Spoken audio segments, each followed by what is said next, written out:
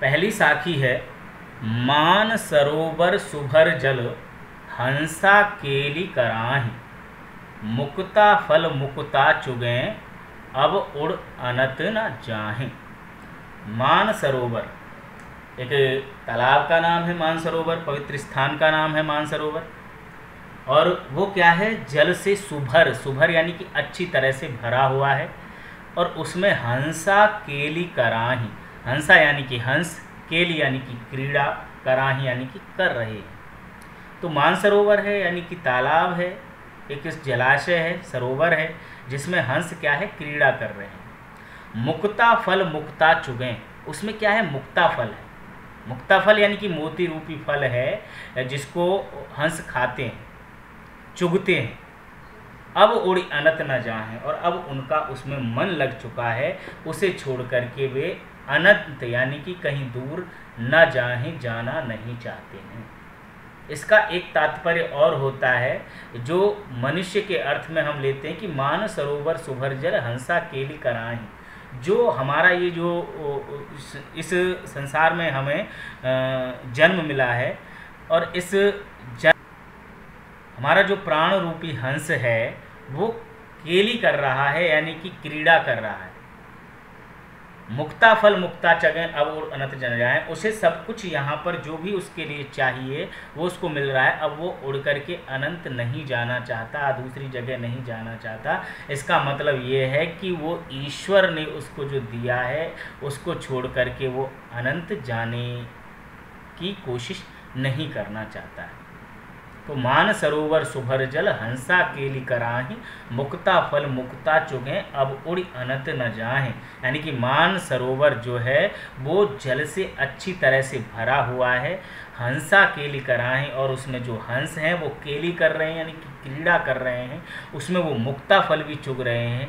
इसीलिए वो उड़ करके अनंत कहीं अनंत यानी कि अन्य दूसरी जगह पर जाना नहीं चाहते, उनका मन इसी में रमा हुआ है, लगा हुआ है। वैसे ही जो मनुष्य है वो उस ईश्वर को जब वो उसमें ईश्वर से साक्षात्कार जब करता है, ईश्वर की जब भक्ति करता है तो उसे और कुछ अच्छा नहीं लगता, वो ईश्वर को छोड़ करके किसी और की आराधना उपासना नहीं करना चाहता। दूसरा जो दोहा है, प्रेमी ढूंढत मैं फिरों प्रेमी मिले न कोई। कह रहे हैं कि प्रेमी ढूंढत मैं फिरों प्रेमी मिले न कोई, प्रेमी को प्रेमी मिले सब विष अमृत होए। यानी कि प्रेमी को ढूंढते हुए मैं फिरों यानी कि फिर रहा हूँ, पर प्रेमी मिले न कोई, पर मुझे सच्चा प्रेमी कोई नहीं मिला। प्रेमी होता है प्रेम करने वाला, जो किसी से भी प्रेम करता है। प्रेमी को प्रेमी मिले सब विष अमृत होए, और प्रेमी को जब प्रेमी मिल जाता है यानी कि सच्चा प्रेमी मिल जाता है तो सब विष अमृत हो, जो सारा विष है यानी कि जहर है वो अमृत हो जाता है। कहने का मतलब कल भी मैंने इस बात पर चर्चा की थी, बताया था कि प्रेम के अनेक रूप होते हैं, सिर्फ एक प्रेम नहीं होता जिसको हम और तुम समझते हैं। प्रेम की अनेक परिभाषाएं होती हैं, प्रेम के अनेक प्रसंग होते हैं सबके में। माँ बाप से प्रेम होता है, मातृ पितृ भक्ति होती है, देशभक्ति होती है, प्रकृति प्रेम होता है, ठीक है ना, ईश्वर प्रेम होता है, पशुओं से भी प्रेम होता है, जानवरों से प्रेम होता है। पर यहाँ पर अगर देखें तो प्रेमी की बात है, सच्चा प्रेमी, चाहे वो किसी से भी प्रेम, चाहे ईश्वर से हो, चाहे देश से हो, समाज से हो, माँ से हो, पिता से। तो प्रेमी ढूंढत मैं फिरों, कि प्रेमी को ढूंढता हुआ मैं फिर रहा हूँ, प्रेमी मिले न कोई, पर मुझे आज तक कोई भी प्रेमी नहीं मिला। प्रेमी को प्रेमी मिले सब विष अमृत होए। अगर प्रेमी को सच्चा प्रेम करने वाला मिल जाता, वास्तविक प्रेमी मिल जाता, तो सब विष अमृत होए, तो सारा विष जो है वो अमृत हो जाता। क्यों? क्योंकि जब वास्तविक प्रेम यानी कि जब दिखाई देता है, जब सच्चा प्रेम किसी से होता है, तो फिर किसी के अंदर विष नहीं होता, यानी कि कोई भी हमारे मन में कलुषता नहीं रहती। कोई भी हम मन में कुछ ऐसा रखते हैं कि उसके प्रति बुरा भाव रखें, वो सब नहीं रहता। मान लीजिए पड़ोसी से हमें प्रेम है, हम पड़ोस से हमें भाई से प्रेम है, तो आजकल जो भाई भाई में झगड़े होते हैं, पड़ोसी से जो झगड़े होते हैं, माँ बाप में जो लड़ाई झगड़े होते हैं, ये सब क्या है, ये प्रेम ना होने का परिणाम ही होता है। हम आए दिन समाचार पत्रों में, न्यूज में सुनते रहते हैं कि क्या ऐसे ऐसे संबंध जो होते हैं, जो हमारे व्यक्तिगत माँ बाप का, भाई बहन का है, माँ पुत्र का जो संबंध है, भाई भाई का संबंध है, भाई भाई अदालत में जा रहे हैं, वहाँ पे कोर्ट में केस कर रखा है, सब ये सब चीज़ें हैं, वो प्रेम ना होने के कारण ही है। तो अगर सच्चा प्रेम करने वाला हो तो सारा विष क्या है, अमृत हो जाता है। ये इसमें कबीरदास कह रहे हैं। तीसरी जो साखी है, हस्ती चढ़िए ज्ञान को सहज दुलीचा डार, स्वान रूप संसार है भूपन दे जखमार। ये बहुत अच्छी बात कहता है, कहता हस्ती चढ़िए ज्ञान को, हस्ती मतलब हाथी, चढ़िए यानी कि सवार हो जाइए, ज्ञान को यानी कि ज्ञान रूपी हाथी पर, ज्ञान रूपी हाथी पर सवार हो जाइए, सहज दुलीचा डार, दुलीचा यानी कि वो आसन होता है, जो कपड़ा होता है, जो हाथी पर बैठने से पहले उस पर बिछाया जाता है, उसका जो कुबड़ सा निकला होता है उस पर, जिससे बैठने में परेशानी ना हो। तो कह रहे कि हमें ज्ञान के हाथी पर सवार हो जाना चाहिए, सहज ही दुलीचा डाल करके, यानी कि आसन बिछा करके, वो कपड़ा बिछा करके।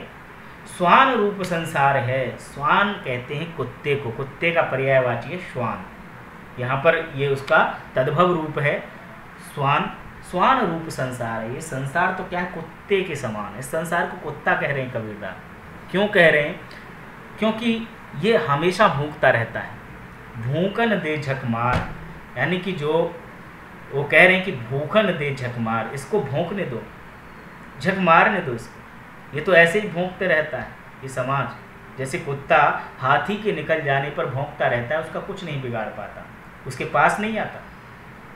हाथी की पूंछ देखी है कभी, हाथी की पूंछ में कुछ अलग तरह के ऐसे जो हमें बाल से दिखते हैं, वो बाल नहीं होते, वो तार जैसे होते, मतलब बड़े कठोर बाल होते हैं उसके, बड़ी चोट लग सकती है उससे, पर कुत्ता उसके पास नहीं आता हाथी के, इसलिए दूर से ही भौंकता रहता है। इसीलिए कबीर कह रहे हैं कि ये संसार भी ऐसा ही होता है, जब हम कुछ भी अच्छा करते हैं तो भी ये भौंकता है, और ये बुरा करते हैं तो भी भौंकता है। क्यों भौंकता है ये, क्योंकि इसकी आदत है, ये नहीं देखना चाहता कोई भी अच्छा करे। क्योंकि इस प्रसंग में एक छोटी सी कहानी है कि एक बार दो बाप बेटे थे, पिता पुत्र, वो कहीं यात्रा कर रहे थे और उनके पास एक घोड़ा भी था। और जब वो घोड़े पर जा रहे हैं तो दोनों बाप बेटे बैठे हुए हैं और यात्रा कर रहे हैं। आगे एक गांव आता है और उस गांव में जैसे ही वो पहुंचते हैं तो लोग कहते हैं, अरे देखो एक बुढ़ा है और एक बच्चा है, दो जने घोड़े पे सवार हैं, घोड़े को मारेंगे क्या। उन्होंने उनकी बात पर ध्यान दिया तो उन्होंने कहा कि ये क्या बात। तो पिता ने पुत्र को बिठा दिया और खुद पैदल चलने लगा। आगे एक दूसरे गांव में पहुंचते हैं, वहाँ जा कर के कुछ लोग मिलते हैं, वो कहते हैं देखो कैसा पुत्र है, छोटा बच्चा, बूढ़ा बाप नीचे चल रहा है, खुद बैठ करके जा रहा है। उन्हें फिर अजीब लगा कि ये क्या बात। इस बार पिता बैठ गया और पुत्र पैदल चल रहा है। तो आगे दूसरा एक गांव मिलता है, फिर कहते हैं वो कि बता कैसा बाप है, बच्चे को पैदल चला रहा है, खुद ऊपर बैठा हुआ है। मैंने कहा ये बड़ी परेशानी, क्या करें। उन्होंने कहा चलो दोनों ही पैदल चलते हैं, घोड़े को भी ऐसे लेकर के चलते हैं। ऐसे चलते हैं दोनों पैदल, घोड़ा भी ऐसे ही चल रहा है। तो कुछ एक और गांव मिलता है, वो कहते हैं कि यार ये कैसे लोग हैं, घोड़ा साथ में है, दोनों पैदल चल रहे हैं, घोड़े पे बैठ के क्यों नहीं जाते। वो परेशान हो गए लोगों से सुनते सुनते, और उन्होंने सोचा कि ये सारी जो बातें हैं इनकी जड़ जो है ये घोड़ा है, इसको चलो ले जा करके नदी में धक्का दे देते हैं, इसको छोड़ा। तो ऐसा वही लोग करते हैं जो दूसरों की बात सुनते हैं। यहाँ पर कहा ना कबीर ने कि स्वान रूप संसार है। ये संसार क्या है, स्वान रूप है, कुत्ते के समान है। भौंकन दे झक मार, इसको भौंकने दो, झक मार करके भौंकने दो, ये हमारा कुछ नहीं बिगाड़ सकता। जब हम ज्ञान रूपी हाथी पर सवार हैं, जब हमें ज्ञान हो जाएगा तो हम संसार की परवाह नहीं करेंगे।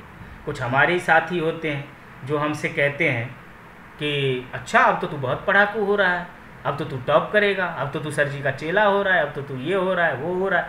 ये सारी बातें बच्चे करते हैं, आपस में भी करते हैं। जो इन समाज की बातों को सुनता है, संसार की बातों को सुनता है, वो आगे कुछ नहीं कर पाता। इसीलिए कबीर कह रहे हैं। अब ये भी बात यहाँ ध्यान रखने की है कि कोई ये सोचे कि नहीं कबीर ने तो ये कह रखा है कि किसी की बात नहीं सुननी चाहिए, समाज तो कुछ ना कुछ कहता ही रहता है, संसार तो कुत्ते के समान भौंकता ही रहता है। अब इसमें मम्मी पापा की भी बात ना सुने, गुरु की भी बात ना सुने, बड़े भाई बहनों की भी बात ना सुने, तो गलत, क्योंकि वो कह रहे हैं ज्ञान की हस्ती चढ़िए, यानी कि ज्ञान के हाथी पर। हमें ज्ञान जब होता है, विवेक जब होता है, तो हम ये समझ जाते हैं कि कौन सी बात हमारे लिए, हमारे हित में कही जा रही है, तो तब ये हम ये समझ लेते हैं।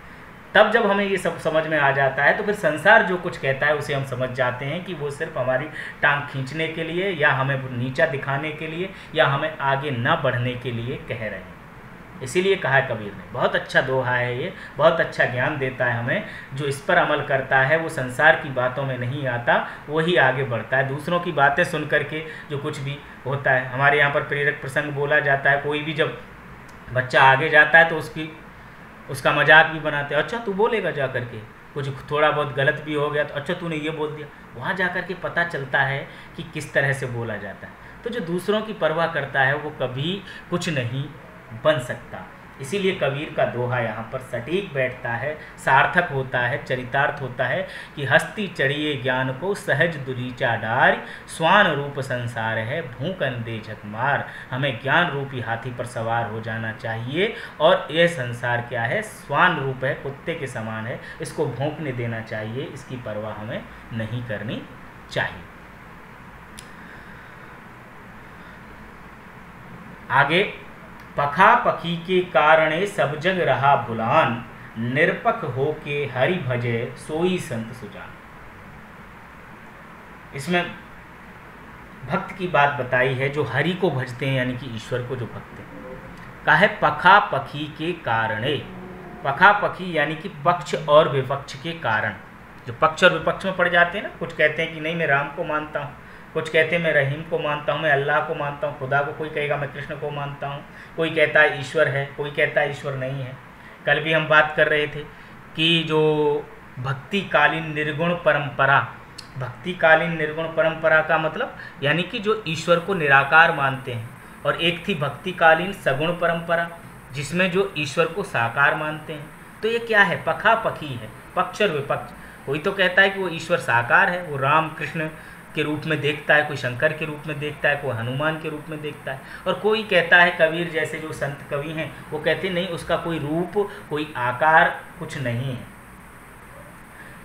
तो इसीलिए पक्ष विपक्ष के कारण, यानी कि कारण ही सब जग रहा भुलान, सब यानी कि सारा जग यानी कि संसार रहा भुलान, इसको भुला रहा है। किसको, ईश्वर को, यानी कि ईश्वर को पहचान ही नहीं पाया वास्तव में ईश्वर है क्या।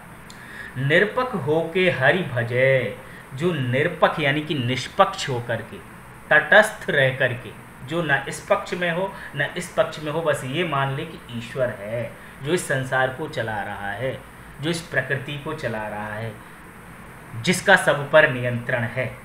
तो निरपक्ष होके हरि भजे, यानी कि निष्पक्ष होकर जो हरि का भजन करता है, सोई संत सुजान। वही संत क्या है, वो सुजान है, वही संत जो है वो चतुर है, वही निपुण है, वही समझदार है। तो उसी को संत कहना चाह रहे हैं कबीर कि जो पक्ष विपक्ष के कारण में, जो पक्ष विपक्ष के चक्कर में नहीं पड़ता और उस ईश्वर को निष्पक्ष होकर के भजता है, निरपक्ष होकर के उसका भजन करता है, वही सच्चा संत कहलाता है। अगली साखी देखें, हिंदू मुआ राम कही, मुसलमान खुदाए, कहे कबीर सो जीवता, जो दुहू के निकट न जाए। कल भी मैंने इस पर चर्चा की थी कि जो कबीर हैं वो हिंदू मुस्लिम एकता पर बल देते हैं। वो ये नहीं कहते कि हिंदुओं को राम के नाम पर बांटा जाए और मुसलमान को खुदा के नाम पर बांटा जाए। वो कहते हैं कि दोनों एक ही हैं, उनको हमने अलग नाम दे रखा है। कोई उसको अल्लाह के नाम से जाता है, हमने वो प्रार्थना भी सुनी होगी, शायद तुमने सुनी हो, मैंने तो खैर सुनी ही है। तू ही राम है, तू रहीम है, तू करीम कृष्ण खुदा हुआ, तू ही वाहे गुरु, तू ईसा मसीह, हर नाम में तू समा रहा। यानी कि तेरे ही नाम है, तू राम है, तू रहीम है, तू ही करीम है, तू ही कृष्ण है, तू ही खुदा है, तू ही वाहे गुरु है, तू ईसा मसीह है। तो इसको जो कुछ मानते हैं, हर नाम में तू समा रहा, हर नाम में समाया हुआ। तो हिंदू और मुस्लिम इन सबको कबीर कह रहे हैं, क्या कह रहे हैं कि इसके चक्कर में हमें नहीं पड़ना चाहिए, ईश्वर को एक ही मानना चाहिए। क्योंकि हिंदू मुआ राम कहे, जो हिंदू हैं वो राम कहते कहते मुआ यानी कि मर गए। हिंदू तो राम कहते कहते मर जाते हैं, क्योंकि मरना तो सबको होता है, मृत्यु तो शाश्वत सत्य है जीवन का। मुसलमान खुदाए, और जो मुसलमान है वो खुदा कहते कहते मर जाते हैं, मर भी गए हैं। कहे कबीर सो जीविता, पर कबीर कह रहे हैं कि जिंदा तो वही रहता है जो दुहू के निकट न जाए। दुहू यानी कि दोनों के, जो राम और खुदा के निकट न जाए, यानी कि इनके चक्कर में ना पड़े, वही जीवित रहता है। और जीवित रहने का मतलब उसको जान पाता है। जिंदा तो कोई नहीं रहता, भले ही राम कहो या मत कहो, मृत्यु तो शाश्वत है, सबको आनी ही है। जिसने जन्म लिया है उसको मृत्यु आनी है। जो अंकुर फूटा है, जो वृक्ष बना है, वो एक दिन उसको गिरना ही है, पकना ही है, ठीक है ना। जातस्य ही ध्रुवो मृत्यु ध्रुवम जन्म मृतस्य च, जिसका जन्म हुआ है उसकी मृत्यु निश्चित है। जीवन में मृत्यु ही सत्य है और कुछ सत्य नहीं है। ये बात हमेशा याद रखिए कि कुछ भी बनो या ना बनो, कुछ कर पाओ जीवन में या ना कर पाओ, कुछ तुम्हारे साथ हो या ना हो, ये सारी बातें संयोग की हैं, संयोग में है। पर मृत्यु कभी संयोग नहीं है, मृत्यु तो अंतिम अवस्था है। जितना हमें भगवान ने जीवन दिया है तो मृत्यु तो होनी ही, मृत्यु सत्य। किसी की बचपन में हो जाए, किसी की युवा अवस्था में हो जाए, किसी की बुढ़ापे में हो जाए, किसी की कभी भी, मृत्यु सत्य है। तो इसका मतलब जिंदा रहना नहीं, जीवित रहने का मतलब है कि वही उसको समझ पाता है कि हिंदू मुआ राम कहे, हिंदू राम कहते कहते भले ही मर जाएं, मुसलमान खुदा कहते कहते मर जाएं, पर कबीर कहते कि जिंदा वही रह पाते हैं, यानी कि ईश्वर को वही समझ पाते हैं जो दुहू के निकट न जाए, इन दोनों के निकट नहीं जाता है, इन दोनों के चक्कर में नहीं पड़ता है, जो सिर्फ ईश्वर को मानता है कि वही ईश्वर है जिसकी हमें पूजा उपासना आराधना इबादत करनी चाहिए। ये देखते हैं छठा है, काबा फिर काशी भया रामई भया रहीम, मोट चून मैदा भया बैठ कबीरा जी। इसमें भी हिंदू मुस्लिम एकता की ही बात कर रहे हैं कबीर। काबा फिर काशी भया, काबा क्या है? मुस्लिमों का धार्मिक स्थल है, और काशी क्या है? हिंदुओं का धार्मिक स्थल है। काशी में जाने से कहते हैं कि मोक्ष मिल जाता है, काशी में मरने से, मृत्यु होने से काशी। और काबा का नाम सुना होगा, बहुत से मुसलमान काबा की हज की यात्रा करके आते हैं, काबा धार्मिक स्थल है। तो काबा फिर काशी भया, वो कह रहे हैं कि एकता हमारी ऐसी हो जाए, यानी कि हिंदू मुस्लिम के चक्कर में पड़े ही नहीं हैं। काबा तो क्या है? काशी हो जाए, और राम ही भया रहीम, और राम क्या है? रहीम हो जाए, यानी कि इनका भेद ही खत्म हो जाए। रहीम है वो राम हो जाए, काशी काबा हो जाए, काबा और काशी हो जाए, राम रहीम हो जाए। कहने का मतलब इनमें अंतर ना रहे, जो काबा जाते हैं वो काशी भी जाएं, जो काशी जा रहे हैं वो काबा भी जाएं, जो राम को मानते हैं वो रहीम यानी कि अल्लाह को भी माने, जो अल्लाह को मान रहे हैं वो राम को भी माने। मोट चून मैदा भया बैठ कबीरा जीम, और जो मोट चून है, मोट मतलब मोटा, चून यानी कि आटा, जो हम सब जानते हैं रोटियां बनती हैं जिससे, मैदा भया, मैदा यानी कि जो आटे से भी महीन होता है, आटे से भी जो बारीक होता है, उसको कहते हैं हम मैदा। सब जानते हैं मैदा आटे को छानने के बाद ही, और छानने के बाद मैदा बनता है। तो बैठ कबीरा जीम, तो इस तरह से कबीरा को जीमने की बात कर रहे हैं। जीमने के मतलब है कि वो ईश्वर के सार तत्व को पा जाएगा। जो सार है ईश्वर वास्तव में क्या है, क्योंकि जिस तरह से सार निकल कर के आता है, मोटा चून है, उसको और अधिक छानने से वो मैदा बन जाता है, वैसे ही हमें काबा और काशी का भेद, राम और रहीम का भेद जब हम छोड़ देंगे, हम सांप्रदायिक एकता पर जब बल देंगे, सांप्रदायिक एकता को मानेंगे, हम राम रहीम में कोई भेदभाव नहीं करेंगे, काबा और काशी में कोई भेद नहीं करेंगे, तो फिर ये मोटा चून यानी कि जो मन में, हमारे में, जो दिमाग में जो जिस तरह से ये जो भरा हुआ है वो हमारा निकल जाएगा, और वो फिर जीवने लायक होता है, यानी कि भजने लायक होता है, भोजन करने लायक होता है। इस तरह का भोजन करना चाहिए, यानी कि हमें इस तरह से ईश्वर की उपासना आराधना करनी चाहिए। हमें इन भेदभावों में नहीं पड़ना चाहिए, राम रहीम और काबा और काशी के चक्कर में। इसकी अंतिम साखी है, ऊंचे कुल का जन्मिया जे करनी ऊंच न होए, सुबरन कलश सुरा भरा साधु निंदा सोए। ये बहुत ही अच्छा दोहा है। जन्म के आधार पर या कर्म के आधार पर व्यक्ति ऊंचा या नीचा होता है, ये इसमें बताया गया है। हमने देखा है कि बहुत से लोग होते हैं जो ऊंचे कुल में पैदा होते हैं, ऊंचे घराने में पैदा होते हैं, बड़ा परिवार होता है, बड़ा कुटुंब होता है, उनके माँ बाप की बड़ी इज्जत होती है समाज में, पर वो क्या है, बदनाम होते हैं, कुख्यात होते हैं, अपने बाप के नाम को बदनाम करते हैं, परिवार के नाम को कलंकित करते हैं। तो इसमें यही बताया यार, कोई कोई ऐसा होता है जो गरीब घर में पैदा होता है, जो निर्धन परिवार है, जिनका बहुत सामान्य से लोग हैं, साधारण से लोग हैं उसके माँ बाप, पर वो अपने कर्मों से इस देश को, समाज को, जाति को, धर्म को ऊंचा करता है। तो इसीलिए इसमें कहा है कि ऊंचे कुल का जन्मिया, ऊंचे कुल का जन्मिया यानी कि ऊंचे कुल में उत्पन्न होने वाला, जन्म लेने वाला है। जे करनी ऊंच ना होए, और जिसकी करनी ऊंची नहीं है, यानी कि जिसकी करनी अच्छी नहीं है। करनी मतलब कर्म, कर्म बहुत घृणित हैं उसके, तो वो उसी प्रकार निंदा को प्राप्त होता है। किस प्रकार? जैसे सुवर्ण कलश सुरा भरा। सुवर्ण का मतलब होता है स्वर्ण, स्वर्ण यानी कि सोना, गोल्ड जिसको कहते हैं, सोना, वो सोना नहीं तकिया रख के सो जाओ, सुवर्ण यानी कि सोना।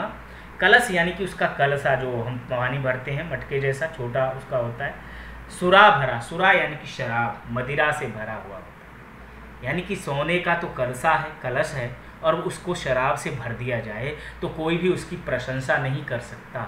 क्यों? क्योंकि वो शराब से यानी कि मादक पदार्थ से भरा हुआ है, वो प्रशंसा के योग्य नहीं है। वैसे ही भले ही ऊंचे कुल में व्यक्ति ने जन्म लिया है, पर उसकी करनी यानी कि कर्म अगर घृणित हैं, करनी अगर ऊंची नहीं है, कर्म उसके अच्छे नहीं हैं, तो वो निंदा को ही प्राप्त होगा। इसलिए हमेशा अपने जन्म के आधार पर अपने आप का आकलन ना करें, कोशिश यह करें कि हमारे कर्म अच्छे हों, जिससे हमें लोग जानें, हमारे कर्मों से लोग जानें। ऐसे बहुत से हमारे इतिहास में उदाहरण भरे पड़े हैं, महापुरुष जो बहुत सामान्य से घर में जन्म जिनका हुआ, और उनकी करनी यानी कि कर्म इतने ऊंचे रहे कि आज भी हम उनको गर्व के साथ में याद करते हैं, उनका स्मरण करते हैं। परंतु कुछ ऐसे भी लोग हुए जो ऊंचे कुल में थे, पर उनके कर्म इतने घृणित कि उनको आज भी याद करते हुए गालियाँ ही निकलती। बहुत से लोग होते हैं मरने के बाद भी गाली देते हैं, कहते हैं अरे मर गया, अच्छा हुआ, ऐसा था वैसा था, हैं। और जो अच्छा होता है उसके लिए कहते हैं कि भगवान ने जल्दी उसको उठा लिया, ये गलत बात है। तो ये सब हमारे कर्मों के आधार पर होता है। इसीलिए हमें ये सीखना चाहिए, ये हमारे लिए जीवन में ढालने के लिए है ये जो दोहा है कि ऊंचे कुल का जन्मिया जी करनी ऊंच ना होए, सुवर्ण कलश सुरा भरा साधु निंदा सोए। अगर ऊंचे कुल का कोई जन्म लेने वाला है और उसकी करनी अगर ऊंची नहीं है, कर्म उसके अच्छे नहीं हैं, तो वह उसी प्रकार साधु लोग उसकी निंदा करते हैं, जिस प्रकार से एक सुवर्ण कलश सुरा भरा यानी कि जो स्वर्ण का कलश है और वो सुरा से यानी कि मदिरा से भरा हुआ है, लेकिन साधु लोग उसकी निंदा करते हैं क्योंकि वो मादक पदार्थ है। इस तरह से ही उन लोगों की भी निंदा की जाती है। तो मैं सोचता हूँ इतना ज़रूर समझ में आया होगा। और इसके बाद एक पद है, ये पद हम 5 मिनट में और ख़त्म कर लेते हैं, क्योंकि दूसरा पद हमारी परीक्षा की दृष्टि से नहीं आएगा, तो हम पहले पद को इसको और समझते हैं। और इसमें ये बताया गया है कि जो ईश्वर को बाहर ढूंढते रहते हैं, उन लोगों के लिए कबीर ने कहा है कि ईश्वर को बाहर ढूंढने की ज़रूरत नहीं है, वो तो सबके अंदर समाया हुआ है। कि मोको कहाँ ढूंढे बंदे, मैं तो तेरे पास में। मोको यानी कि मुझको, कहाँ ढूंढे बंदे, हे बंदे।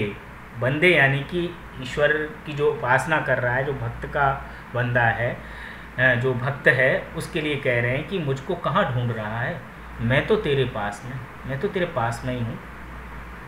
नामे देवल, नामे मस्जिद, ना कावे कैलाश में।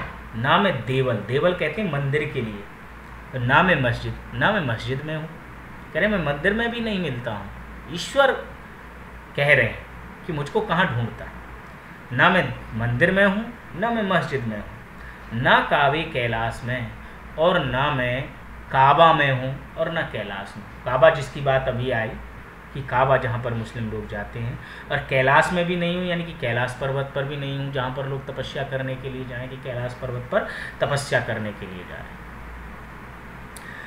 ना तो कोने क्रियाकर्म में, नहीं योग वैराग में। वो कह रहे हैं ना तो कोने क्रियाकर्म में, यानी कि किसी कर्मकांड में भी नहीं हूँ जो क्रियाकर्म किया जाता है, कि अब रामायण का पाठ हो रहा है, अब रामचरितमानस का पाठ हो रहा है, अब सत्यनारायण भगवान की कथा हो रही है, अब कीर्तन हो रहा है, और अब यहाँ पर अजान हो रही है, अब यहाँ पर नमाज पढ़ी जा रही है। यानी कि सबके लिए वो कह रहे हैं, ये नहीं कि हिंदू, सबके लिए जो भी हैं, चाहे हिंदू है, मुस्लिम है, सिख है, ईसाई है, जो भी कोई क्रियाकर्म कर रहे हैं उनमें, तो ना तो कौने क्रियाकर्म में, मैं किसी क्रियाकर्म में भी नहीं हूँ, यानी कि वहाँ से भी नहीं मिलता मैं। कोई कितना भी कर ले, खूब डीजे बजा ले, डीजे बजा बजा करके गा रहे हैं, औरतें नाच रही हैं, हाँ, कोई कावड़ ले करके आ रहा है, कुछ कर रहा है, कोई हज यात्रा करने जा रहा है।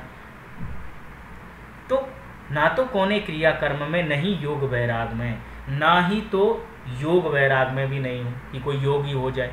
सिर्फ इसके लिए योग नहीं कि ईश्वर को प्राप्त करने के लिए, योग तो होता है अपने शरीर को सही करने के लिए, स्वास्थ्य को सही रखने के लिए। वैराग में भी नहीं हूँ कि कोई वैराग्य धारण कर ले और घर छोड़ करके चले जाए, है, चिमटा हाथ में ले, कमंडल हाथ में ले और बाबा जी होकर के कहे अलख निरंजन। पर कबीर कह रहे हैं कि ईश्वर उसमें भी नहीं है। ना तो कौने क्रियाकर्म में, नहीं योग वैराग में, ना तो वो किसी क्रियाकर्म में है और ना ही योग और वैराग्य में भी नहीं है, यानी कि ईश्वर की प्राप्ति इनसे भी नहीं होती। तो फिर किससे होती है? कबीर इसके बारे में बता रहे हैं अंतिम दो पंक्तियों में। कह रहे हैं खोजी होय तो तुरत ही मिली हों, यानी कि अगर खोजने वाला होई, खोजी होय तो यानी कि खोजने वाला हो तो, तुरत ही यानी कि तुरंत, मिली हो मिल जाता हूँ मैं, पल भर की तलाश में, पल भर की तलाश में मिल जाता हूँ। अगर सच्चा खोजने वाला हो, कहे कबीर सुनो भाई साधो, कहें कबीर सुनो भाई साधो। कबीरदास कह रहे हैं कि साधु सुनो, साधुओं, सब श्वासों की सांस में, सब श्वासों की श्वास में मैं समाया हुआ, हर श्वास में समाया हुआ हूँ, मुझे इधर उधर ढूंढने की ज़रूरत ही क्या है। क्योंकि कबीर तो ये कह भी रहे हैं, और भी हमने सुना है, मेरे रोम रोम में बसने वाले राम, रोम रोम में समाया हुआ है, हर जगह कण कण में वास तेरा, कण कण में समाया हुआ है, चींटी से लेकर के हाथी तक। हमारी ऐसी मान्यता है कि हर चीज़ में है ईश्वर, हर जगह पर समाया हुआ है, सब श्वासों की श्वास में है। तो फिर उसको मंदिर में, मस्जिद में, काबा में, कैलाश में ढूंढने की क्या ज़रूरत है? उसको क्रियाकर्म में सिर्फ अपने अंदर ढूंढना है कि मेरे अंदर भी ईश्वर है, और ईश्वर जो चाहता है वो काम करूं, मैं जो चाहता हूं वो कर्म ना करूं। यानी कि ईश्वर ने जिस लिए मुझे जन्म दिया है, खोजी हो तो तुरंत ही मिली है, पल भर की तलाश में, मैं पल भर में मिल जाता हूँ। साक्षात्कार करने वाला होना चाहिए, ईश्वर को समझने वाला होना चाहिए, ये इसमें कबीर कह रहे हैं। मोको कहाँ ढूंढे बंदे, मैं तो तेरे पास में, ना मैं देवल, ना मैं मस्जिद, ना कावी कैलाश में। मुझको कहाँ ढूंढ रहा है? मैं तो तेरे पास में हूँ, ना मैं मंदिर में हूँ, ना मस्जिद में हूँ, ना काबा में हूँ, ना कैलाश में हूँ, ना तो कौने क्रियाकर्म में, नहीं योग वैराग में, ना किसी क्रियाकर्म में हूँ, ना योग वैराग में हूँ, वैराग्य में हूँ। खोजने वाला हो तो तुरंत ही मिल जाता हूँ, पल भर की तलाश में मिल जाता हूँ। और कबीर कह रहे हैं कि मैं सब श्वासों की श्वास में समाया हुआ हूँ, मुझे कहीं भी बाहर ढूंढने की ज़रूरत नहीं है। मेरे लिए बाह्य आडंबर, दिखावा, बाह्य आडंबर और दिखावा करने की ज़रूरत नहीं है, मेरे लिए धार्मिक अनुष्ठान करने की ज़रूरत नहीं है, मेरे लिए ये सब करने की ज़रूरत नहीं है। मैं तो सबके अंदर समाया हुआ हूँ, मुझे ढूंढने की ज़रूरत है, ये कबीरदास कह रहे हैं।